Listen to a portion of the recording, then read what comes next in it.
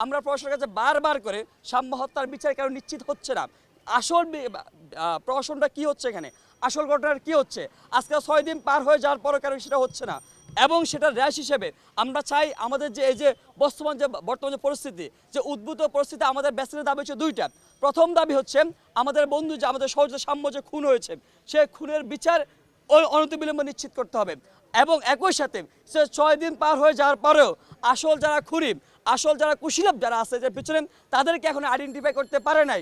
এবং কি যাদের আসল ঘটনা কি সেটাই এখন যারা আইডেন্টিফাই করতে পারে নাই, সেটার জন্য আমরা হচ্ছে রাষ্ট্রীয় যে প্রশাসন আছে, শাহবাগ থানা আছে, সংশ্লিষ্ট হচ্ছে কর্মকর্তারা আছে, তাদেরকে আমরা ধিক্কার জানাই। আমরা মনে করি আমরা আজকে বেসিক্যালি দুটো দাবি দিয়ে এসেছি। আমরা বিশ্ববিদ্যালয় প্রশাসনকে যে কয়েকটা দাবি দিয়েছি, তার মধ্যে প্রধান দুটো দাবি, সেটা হচ্ছে আমাদের ক্যাম্পাসের শিক্ষার্থীরা, বিশেষ করে নারী শিক্ষার্থীরা সবচেয়ে বেশি আতঙ্কের শিকার হয়। সেই জায়গা থেকে আমাদের নারীদের 3টে হল আছে আমাদের ক্যাম্পাসের বাইরে।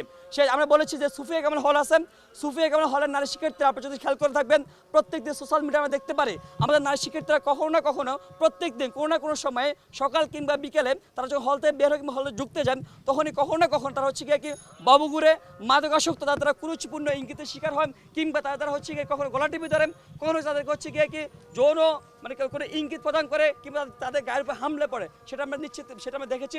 আমরা প্রশাসনের দুটো দাবি দিয়েছি যে প্রত্যেকদিন পিক আওয়ার অর্থাৎ সকাল 6টা থেকে 10টা পর্যন্ত এবং সন্ধ্যা 6টা থেকে 10টা পর্যন্ত সুফিয়া কামাল হল এবং হচ্ছে বঙ্গমাতা এবং কুয়েতপতি হলের সামনে 2জন থেকে 4জন করে প্রত্যেকদিন 6টা থেকে 10টা পর্যন্ত, সন্ধ্যা 6টা থেকে 10টা পর্যন্ত দুইটা পিক আওয়ারে 2জন করে 4জন প্রক্রিয়াল টিমের মেম্বার দিতে হবে।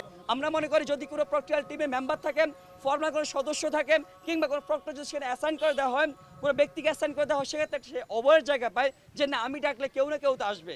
আমরা এই বিষয়ে কথা বলছি। আমরা বেসিক দাবি দুইটাই, যে মেয়েদের দুটা হল সুফিয়া কামাল হল এবং কুয়েতমেতে এবং হচ্ছে বঙ্গমাতা হল, ওই দুই হলে দুটো পিক আবার সকাল এবং সন্ধ্যায় 6টা থেকে 10টা পর্যন্ত 2 থেকে 4জন করে এখানে হচ্ছে টহলদারি থাকতে হবে। 2জন পকচুয়াল টিমের যে হচ্ছে মোবাইল টিমের মেম্বার, তারা 2 থেকে 4জন প্রতিদিন থাকবেন। আমাদের বিশ্ববিদ্যালয় প্রশাসন সেটা হচ্ছে গিয়ে কি সেটা তার প্রস্তাবটা তারা সম্মতি দিয়েছেন যে আগামীকাল তারা সেটা শুরু করার একটা মনে ব্যত্যয় করেছেন।